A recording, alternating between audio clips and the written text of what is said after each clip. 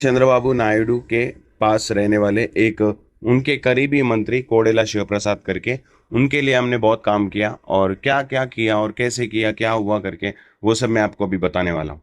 मेरा नाम कृष्ण मोहन मुन्नंगी है। मैं एक हिंदू परिवार से हूँ और हमारे घर में सारे ही लोग पूजा पाठ करते ही रहते हैं।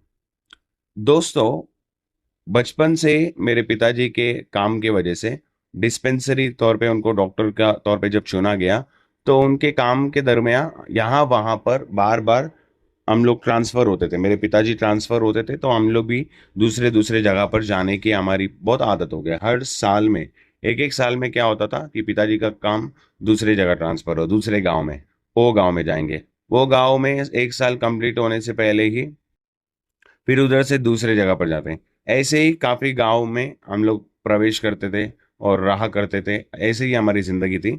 और बचपन में क्या होता है, एक बार जब हम एक गांव में थे, उस गांव में मेरे पिताजी के दोस्त ने उनको टिकट देने के लिए बोला, मतलब एक फिल्म का टिकट करके मुझे बोला कि बेटा ये फिल्म का टिकट है, तो अपने पिताजी को दे देना, वो जाकर फिल्म देखेंगे करके। और तब तक मैं फिल्म देखने में बहुत दिलचस्पी रखता था। तो मैं क्या किया, मैं बोला ठीक है करके वो टिकट लिया। और टिकट लेने के बाद मैं सोचा अभी ये फिल्म देखने मैं ही जाऊंगा करके, चुपके से वो एड्रेस पता करा किधर है करके, और वो फिल्म देखने के लिए मैं जाऊंगा करके उस फिल्म देखने के लिए चला गया वो गाँव। जब गया तो वो सिनेमा हॉल टाइप था, वो लोग पिक्चर जैसा प्ले करते थे। तो जब देखा तो वो एक अश्लील फिल्म था।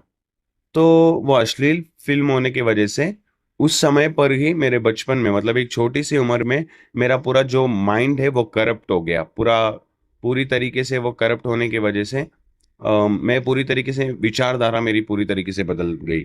जिस तरह के मैं किसी औरत को भी देखता हूँ, वो अगर कोई भी मेरे से संबंध रखे या ना रखे, या फिर कोई भी वो मुझे रिश्ते में कुछ भी लगेगी, मैं उस स्त्री को, उन लोगों को गलत नजरिए से ही देख रहा था। काफी लोगों को ऐसे ही देखा। और जो जो व्यक्ति बचपन में ही इस आदत में पड़ जाते हैं, वो लोगों का देखने का नजरिया बहुत बदल जाता है उनका। उसकी वजह बस ये नहीं है कि वो लोग बहुत बुरे हैं, उसकी वजह ये है कि वो लोग बचपन में ही बुरे चीज को देख लिए और इसी वजह से वो आगे जाकर बुरे बने हैं। इसी तरीके से मेरा जिंदगी पूरा जो है बहुत ज्यादा खराब हो गया। और बचपन में ही ये सब चीजें होने की वजह से स्कूल में भी कई लोगों को प्रपोज करना, कई सारे लड़की लोगों को प्यार करने की बातें करना, उनसे गलत बातचीत करना, और हर एक गलत तरीके का मौका ढूंढना और गलत काम करना। और एक बार क्या हुआ दोस्तों, जब मैं अपने घर गया, हॉस्टल में रहा करता था, मैं अपने घर गया, तो पिताजी ने जब मेरे बैग में देखा, तो उनको काफी ढेर सारे प्यार के पत्र मिले। लव लेटर काफी सारे मेरे पास मिले। तो पिताजी ने मुझे बहुत मारा, बोला कि तू हॉस्टल में जाकर यही सब काम करता है क्या, ऐसे ऐसे पिताजी ने मुझे बहुत डांटा, मारा पीटा। लेकिन कोई बदलाव नहीं आया, क्योंकि मेरे विचार पूरे वैसे ही थे। इसी के वजह से मैं वैसे ही और भी ज्यादा बनते गया, और बुरे दोस्त लोगों की भी संगत से मैं जुड़ा, और दूसरे हॉस्टल में गया तो वहां पर भी मैं ऐसे ही हरकत कर रहा था। जैसे मेरे पिताजी ने मुझे काफी मारा। मारने के बाद 10वीं का क्लास था, तो वो भी अच्छे मार्क्स से पास हो गया। पहले कैसा होता था, फर्स्ट क्लास सेकंड क्लास करके हुआ करता था।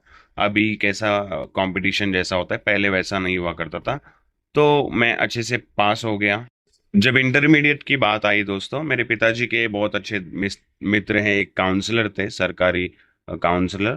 तो मेरे पिताजी के दोस्त होने की वजह से उन्होंने बोला कि एक अच्छे कॉलेज में, गुंटूर नामक एक जगह पर, एक जेकेसी कॉलेज करके बड़ा अच्छा कॉलेज है, फेमस कॉलेज है उस समय पर। तो उन्होंने बोला कि इस कॉलेज में ज्वाइन करते हैं, अच्छा रहेगा करके। तो मेरे पिताजी के कहने के वजह से उस कॉलेज में जो है मुझे एडमिशन दिलाया गया। हॉस्टल में जब आया दोस्तों, कुछ दिन तक मैं तो बुआ के पास रहा करता था, फिर बाद में बुआ के पास भी नहीं रहने लगा। तो हॉस्टल में आया फिर से, हॉस्टल के सीट के लिए ट्राई किया तो वो उधर आया। तो उधर आने के बाद हमारे कॉलेज में पूरे दो डिवीजन हो गए समझो, दो भाग में कॉलेज के स्टूडेंट्स बट गए। और लोगों में, उसी में वो भी होता था इलेक्शन वगैरह। बहुत सारे लोगों को पता ही होगा कॉलेज स्टूडेंट्स को, कि कॉलेज में वो भी होता है, इलेक्शंस वगैरह भी। तो वो इलेक्शन के समय पर काफी झगड़े, काफी मारपीट वगैरह होता था। और ये सब चीज़ें बहुत ज़्यादा होती थी और बहुत सारे लोग जानते थे ये सारे बातों को। इन्हीं सारे झगड़ों की वजह से दोस्तों मैं भी अपने पास एक चॉपर रखता था जो बटन टाइप जैसा रहता था, जिसको दबाते हैं अंदर जाता है, दबाते हैं तो बाहर आता है, ऐसा चॉपर जैसा था, जिसको पास में रखने लगा क्योंकि काफ़ी झगड़े होने लगे तो सेफ्टी के लिए, सुरक्षा के लिए, और हमेशा खतरा रहता था जान के लिए। तो जान के लिए जब खतरा रहता है तो सेफ्टी के लिए जब कंसर्न्स होते हैं, उस समय पर मैं बहुत ज़्यादा सतर्क रहता था कि अभी मुझे जो है खुद को बचाना है। और क्योंकि बहुत सारे स्टूडेंट के लोग जो जो कोई व्यक्ति पॉलिटिक इसमें इलेक्शंस में भाग लेते हैं, वो हर एक व्यक्ति बहुत ज़्यादा अच्छे अच्छे घर के होते हैं और वो झगड़े फाइट वगैरह करने के लिए बहुत ज़्यादा उतावले रहते हैं और वो ये सब करते हैं। इसी के लिए वो लोग जो है हमारे खिलाफ में हमेशा कभी ना कभी वो प्लानिंग करके मारने के लिए सोचते ही रहते थे। सो ऐसे ही एक व्यक्ति गुंटूर में, एक गुंडा जिसका नाम है बंगार राजू करके, एक राउडी शीटर है, वो बहुत बड़ा दबंगी करने वाला व्यक्ति था। तो वो व्यक्ति ने हमें सपोर्ट किया। तो जब उस उनका सपोर्ट हमें मिला दोस्तों, तो उसके बाद हम लोग फिर पीछे मुड़े नहीं, हमने फिर बहुत और भी ज़्यादा बुरे बुरे हरकतें जो हैं करते थे। पूरे कॉलेज में जो है हमने पूरा डर जो है, पूरा दहशत जो है दिखा दिया था दोस्तों। और ये बहुत ज़्यादा पीक्स तक चला गया, बहुत बुरे बुरे हरकत। और जिस तरीके से एक बार तो मेरे पीछे काफी सारे लोग लग गए दोस्तों, और लग कर वो लोग मुझे खत्म करने के लिए मेरे पीछे किए, मेरे पीछे आए, मुझे दौड़ाए बहुत ज्यादा। मैंने उस समय पर भागा था और भागकर मैं सोचा था कि आज मैं मर ही जाऊंगा, लेकिन बहुत भागा मैं, वहां से दूर दूर तक गया और कैसे तो कैसे मैं वहां पर से जान बचा लिया।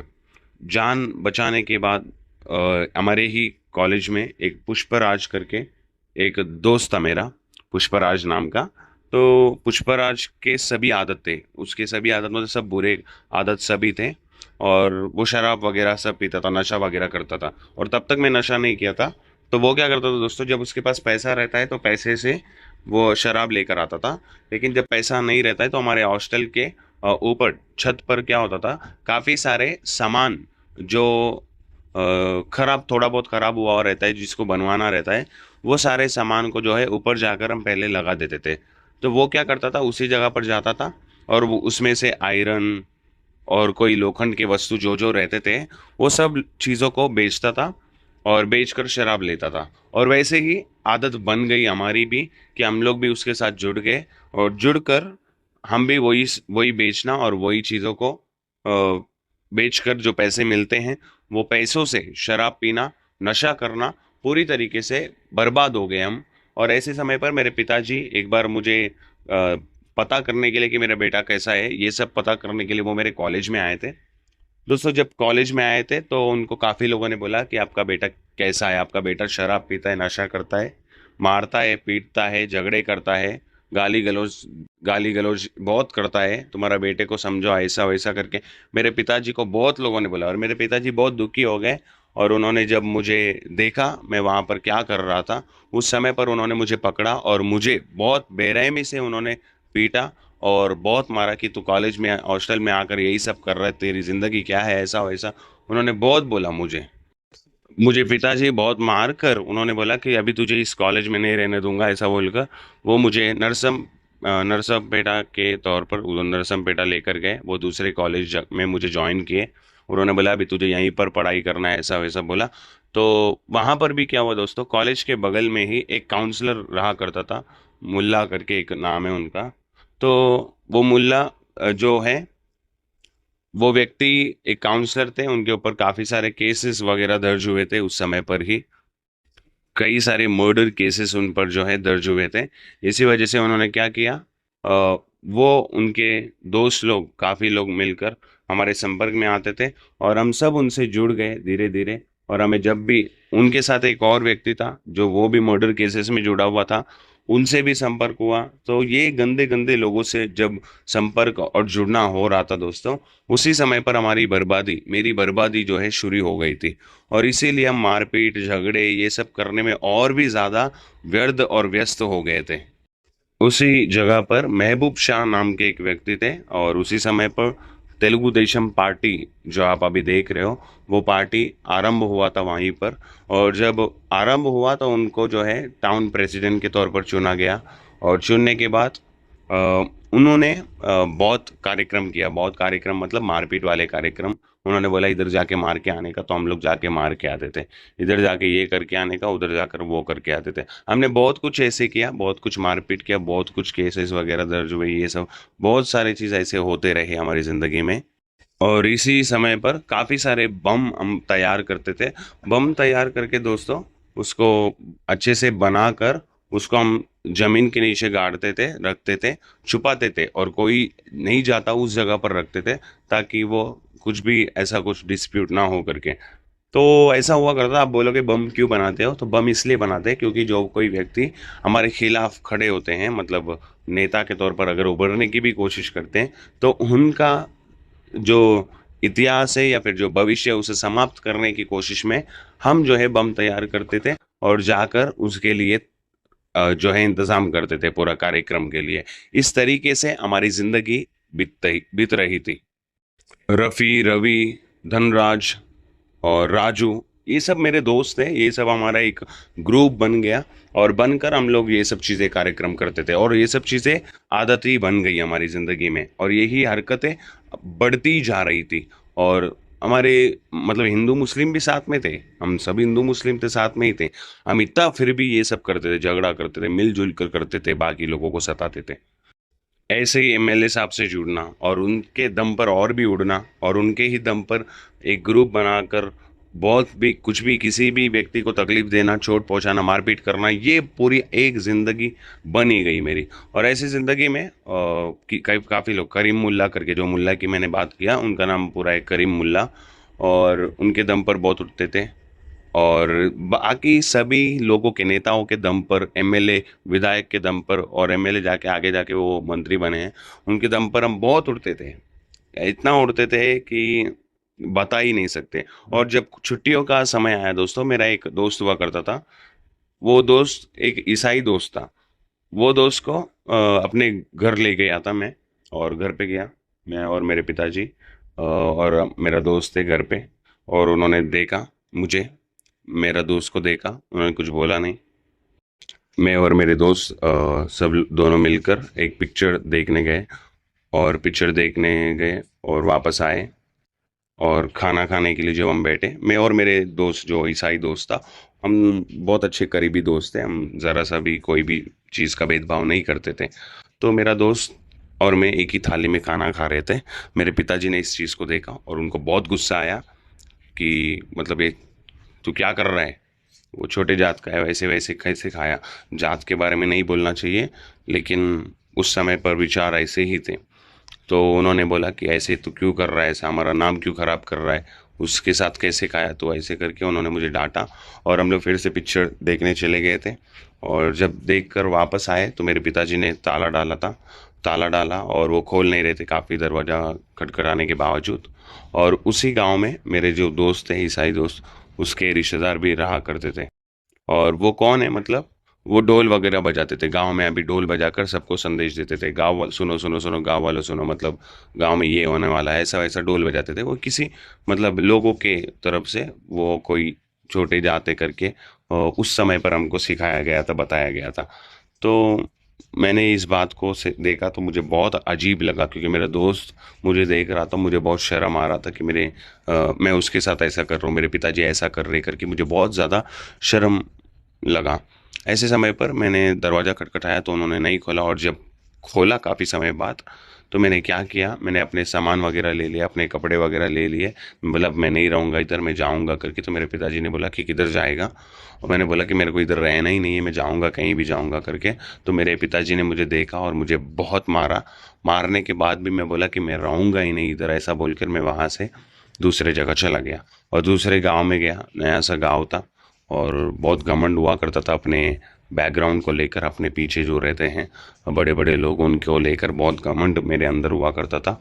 उसी घमंड के वजह से एक लड़की थी उस गांव में। वो लड़की को देखा तो बहुत अच्छी लगी, तो जाकर मैंने उसको प्रपोज किया। और प्रपोज करने के बाद उनको मैंने बोला कि आप मुझसे शादी करो, तो उन्होंने मना करा, क्योंकि मैं एक गंदा व्यक्ति था।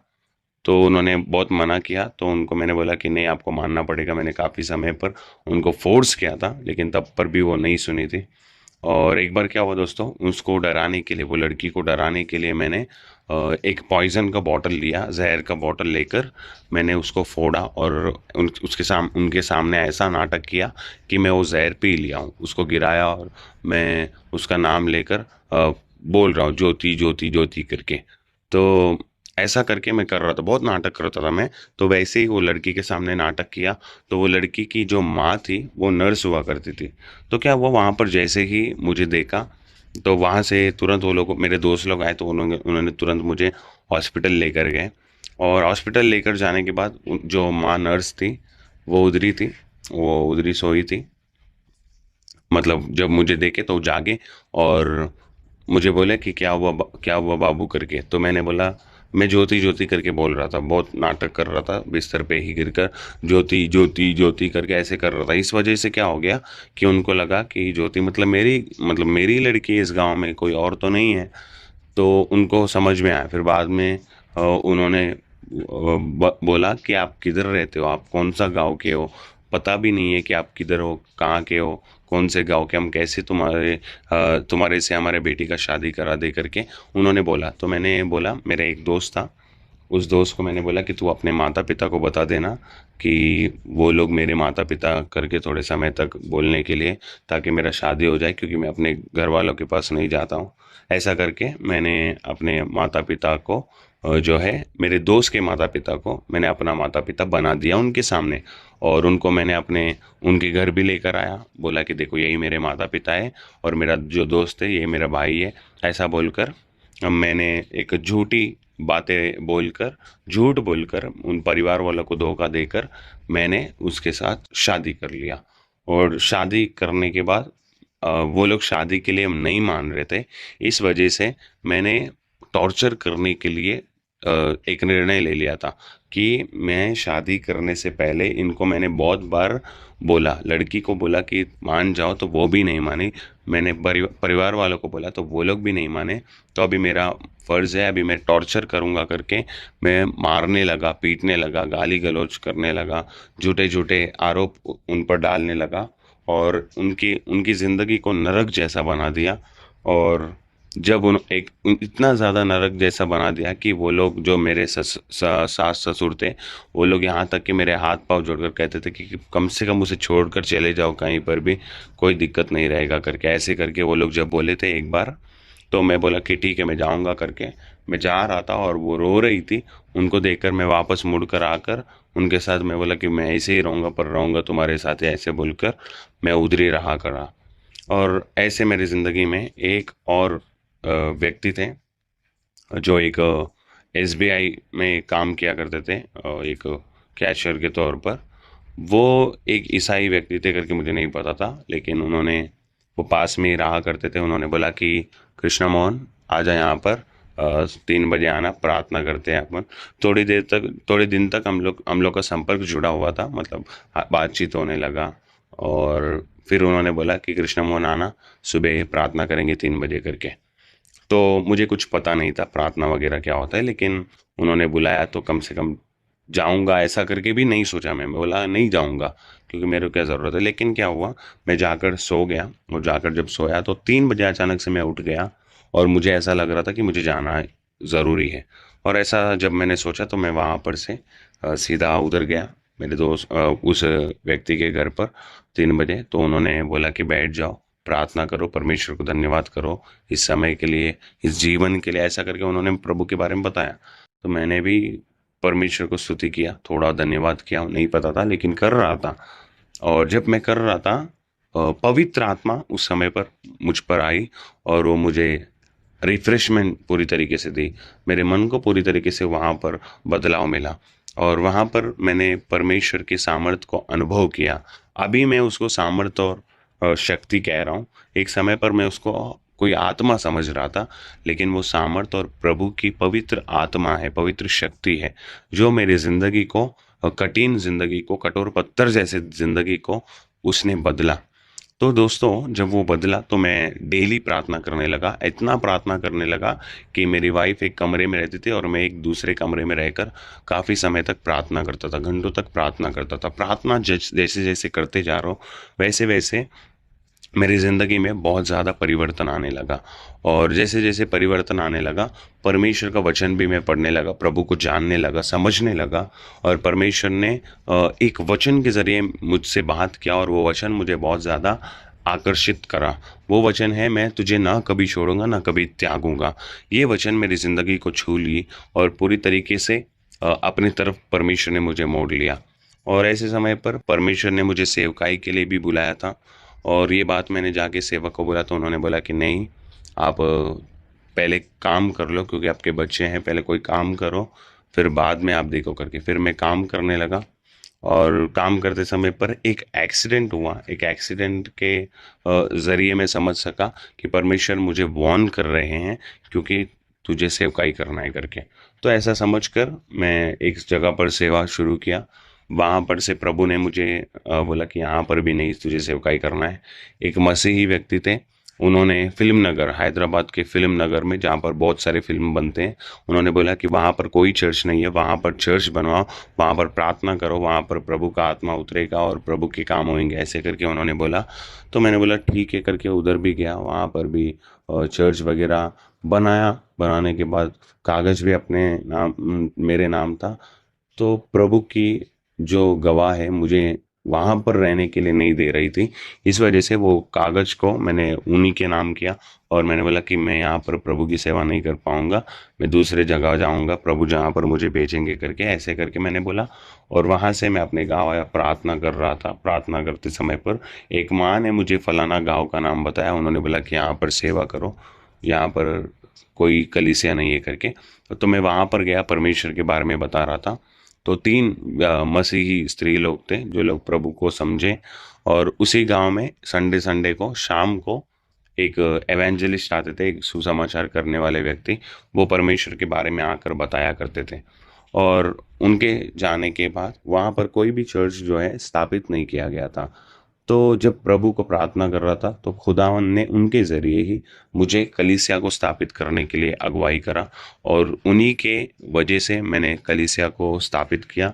और काफ़ी लोग हमारे गांव में, जिस गांव में अभी मैं सेवकाई कर रहा हूँ, उस गांव में काफ़ी हत्या होते थे, बहुत जगह मारपीट होता था। काफ़ी हत्या, किसी ने हत्या करा फेंक दिया उसके लाश को, किधर हत्या किया फेंक दिया उसके लाश को, किधर भी मारपीट हुआ। और कई सारे गंदे गंदे काम होते थे जहाँ पर अभी सेवकाई हो रही है वहीं पर। इतने गंदे गंदे काम की लोग लड़कियों को लेकर आते थे, साथ में लेकर आकर वहाँ पर गंदे काम करते थे।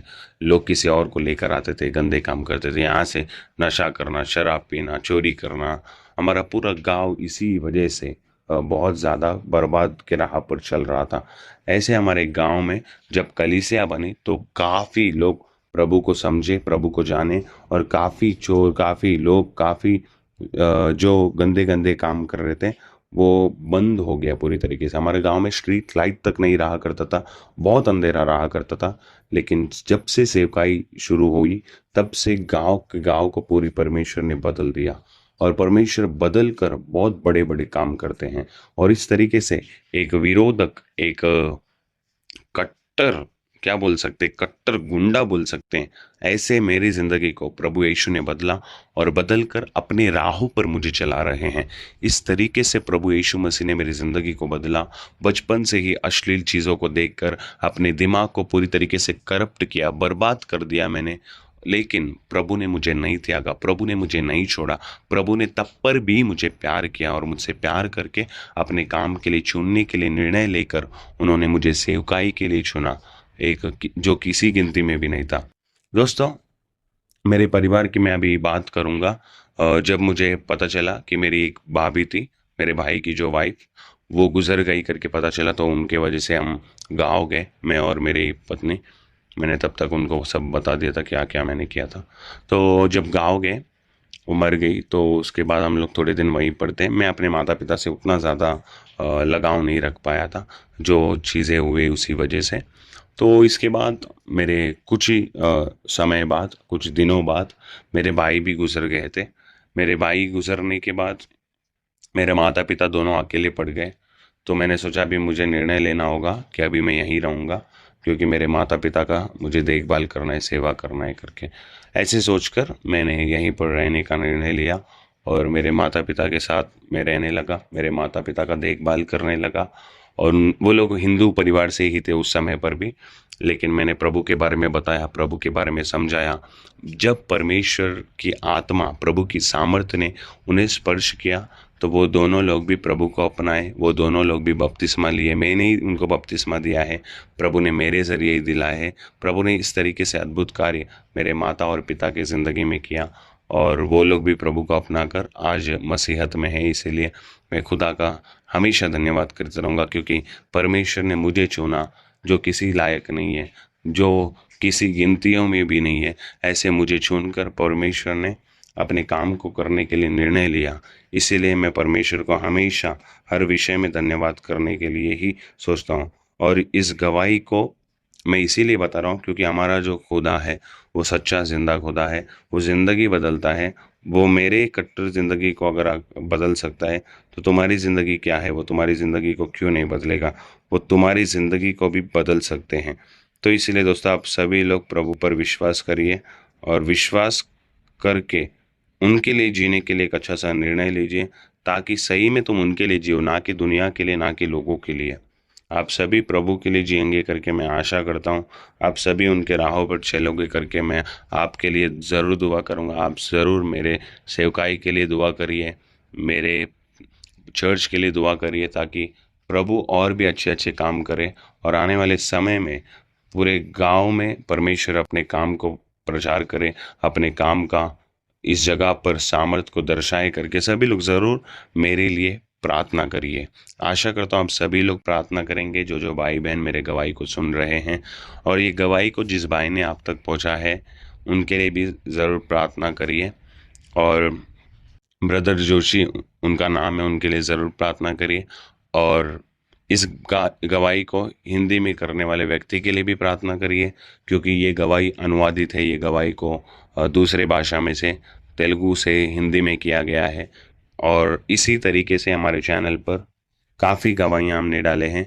जय मसीह की दोस्तों, मेरे चैनल पर काफ़ी गवाहियाँ हैं, आप ज़रूर देखिए, एक बार हमारे चैनल पे जाइए, आपको बहुत बड़े बड़े गवाहियाँ मिलेंगी। रिसेंटली एक गवाही हमने डाला, आरएसएस का एक नेता, बड़ा नेता, जिसने चर्चेस तोड़े, कलीसिया को तोड़े, जिसने लोगों को घर वापसी किया, 200 से भी ज़्यादा परिवार को जिसने घर वापसी किया, हिंदुत्व में लेकर गए मसीही लोगों को, वो व्यक्ति ने यीशु मसीह को अपनाया है। अगर आपने वो गवाही को नहीं देखा, एक बार चैनल पे जाइए, तो आपको वीडियो स्क्रॉल करोगे तो आपको अच्छा सा वीडियो मिल जाएगा, और ज़रूर आप उस वीडियो को देखिए। सिर्फ वीडियो को देखिए मत, लोगों को शेयर करिए, क्योंकि उस वीडियो के नीचे काफ़ी लोगों ने अपने अपने गवाहियों को बताया है।